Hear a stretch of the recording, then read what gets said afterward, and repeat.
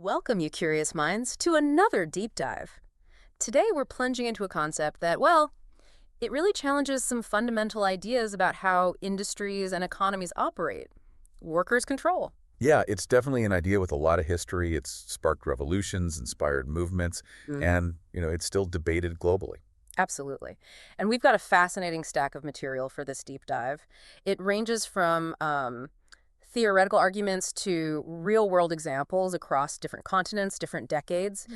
Our mission today is really to extract the core ideas from these specific sources, understand the historical context they present, and explore the practical challenges and, I guess, the aspirations of workers' control as laid out in this material. And what's particularly illuminating, I think, about the sources we're looking at hmm is their very specific viewpoint. hmm They frame workers' control not just as, say, a labor dispute, but as a really fundamental shift in economic power and democratic management.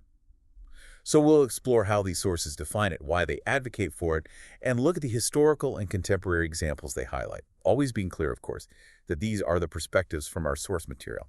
Okay, let's dive into these foundational ideas then. Our main source here, an article titled Workers' Control from Shore.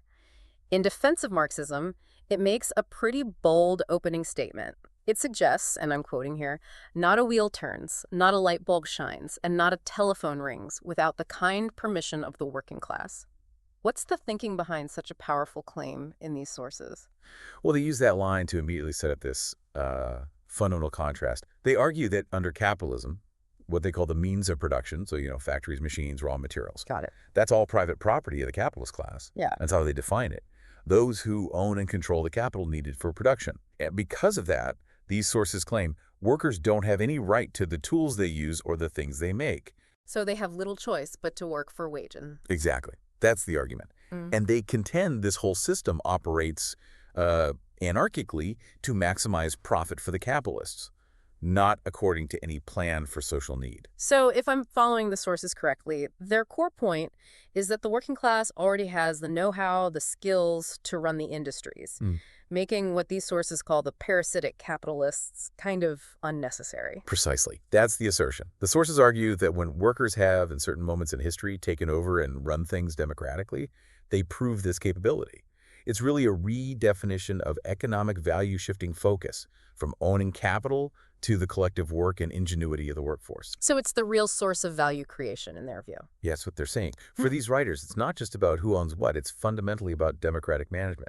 And they quote Leon Trotsky, actually, talking about making production a conscious, democratically planned thing. Okay, with that sort of theoretical basis laid out, the sources then move to a really key historical example, the Russian Revolution. Daniel Morley, in a 2019 article, calls it the greatest event in human history. Why? Because, in his view, the working class took power directly into their own hands and proceeded to transform society. How do the sources describe workers' control actually working during that time? They really emphasize that in revolutionary Russia, workers set up what they describe as direct democratic control over production via the Soviets. Now, Soviets were these councils of workers and soldiers playing a big role in how things were run. Okay. And the sources contend that while this whole period is often, slandered as undemocratic in other histories, All right, you hear that a lot. they argue it actually involved what they call the most far-reaching and revolutionary democracy the world has ever seen. The argument being it was a truly popular, direct form of control. But it's important to state this is their interpretation, and it often clashes with other historical accounts about how democratic or controlled it really was. It certainly sounds like a radical change. But the sources don't paint it as perfect, do they? They acknowledge limitations. Oh, absolutely. That's a critical point. While they see it as this powerful, groundbreaking example, the sources are clear that the objective conditions, a backward, war-torn Russia, really limited how far workers' control could actually develop. Makes sense. Yeah. But despite those huge challenges, they highlight Leon Trotsky again, explaining workers' control as a kind of school for planned economy. A school? How so? Well, the idea presented is that this experience allowed workers to gain a scientific understanding, as they put it, of how the economy actually functions. It was preparing the working class, in their view, for the direct management of nationalized industries under a planned economy, something they saw as essential for a future socialist society. So the key idea is workers' control as this kind of educational preparatory step. This discussion about control, then, it really begs a clarification. How do these sources define the depth of control? Is it different from just having some input, and why does that distinction matter so much to their argument? That's a really excellent question, and yes, the sources draw a very sharp line. They contrast workers' control with something called workers' participation. Ted Grant, writing back in 1974, spells this out. Okay. He explains that worker participation typically meant workers might be, consulted on minor questions, but real control remained in the hands of the bosses. It was often seen as a reformist thing, trying to improve conditions within capitalism, not overthrow it. Ah, okay. So participation is like having a suggestion box, maybe influencing minor things, but the basic power structure stays the same. Whereas control means fundamentally changing who's in charge, who makes the big calls. That's exactly the distinction they make.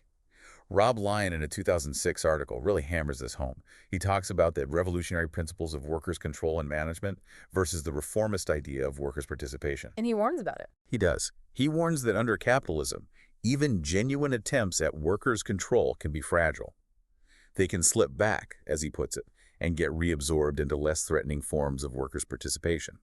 So it loses its revolutionary edge and just becomes consultative again. For these sources, it's not just words, it's about the end goal systemic change versus just tweaking the system.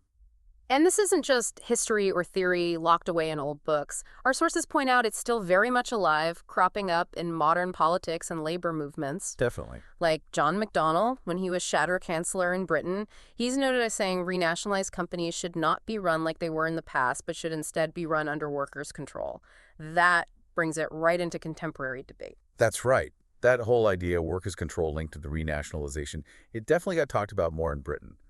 But the sources also give us some really potent examples from other parts of the world.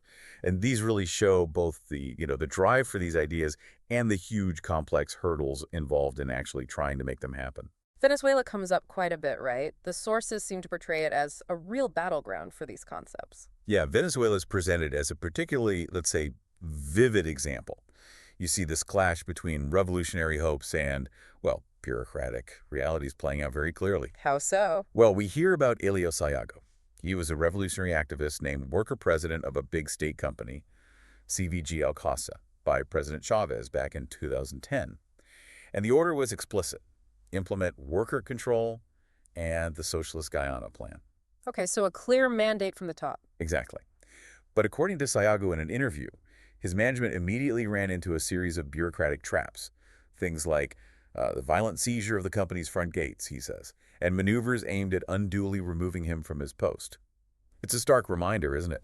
Even with a clear order for change, actually doing it could face massive resistance from inside existing structures. Wow. So even with official government backing, even a presidential mandate, workers control there faced internal blocks. Sounds like outright sabotage. That's a serious obstacle. It really is. And Jorge Martin's 2011 Revolutionary Vignettes from Venezuela talks about this exact thing, an open clash, he calls it, between the revolutionary wing of the Bolivarian movement and the reformists and bureaucrats. He points to growing polarization within the movement itself. And other sources mention workers doing things like occupying factories like Vivex, making car windscreens, demanding nationalization, and setting up workers' committees.